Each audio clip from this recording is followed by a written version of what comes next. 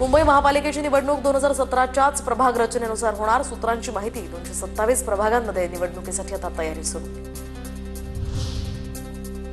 11वी प्रवेशासाठी मुंबई विभागामध्ये 57,180 वाढीव जागा तर सर्वाधिक 20,675 जागा विज्ञान विभागात। या वर्षीपासून 11वीसाठी राज्यभर ऑनलाईन प्रवेश प्रक्रिया। मुंबई महापालिकेविरोधात तक्रारींमध्ये गेल्या 10 वर्षात 70% वाढ। प्रदूषण, शौचालय, घनकचरा संबंधी तक्रारीत 300% वाढ झाल्याची माहिती प्रजा फाउंडेशनच्या अहवालातही माहिती समोर।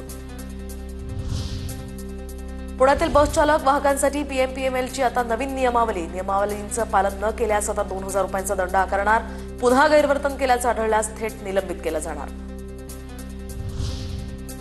राज्य शासनाचं गृहनिर्माण धोरण जाहीर तर 10 वर्षात बांधणार 35 लाख घरं। धोरणात महिला, ज्येष्ठ नागरिक आणि दिव्यांगांचाही विचार।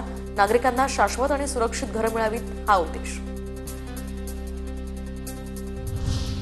पुण्यातील 4ही धरणांच्या पाणलोट क्षेत्रामध्ये मे महिन्याच्या दुसऱ्या आठवड्यापासून पावसाची हजेरी। पाणलोट क्षेत्रामध्ये सरासरी 60 मिलीमीटरपेक्षा अधिकचा पाऊस। पुण्यात पावसामुळे रस्त्यावर साचलं पाणी, वाहतुकीला मोठा अडथळा। सिंहगड रोड परिसरामध्ये रस्त्यावर साचलेल्या पाण्यातून मार्ग काढताना वाहनधारकांची तारांबळ। आजही पुण्याला ऑरेंज अलर्ट।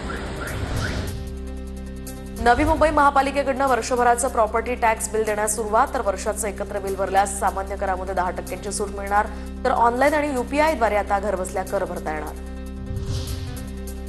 दक्षिण पुणे परिसर आणि नव्यानं समाविष्ट गावांसाठी पुणे मनपा उभारणार नवा जलशुद्धीकरण प्रकल्प।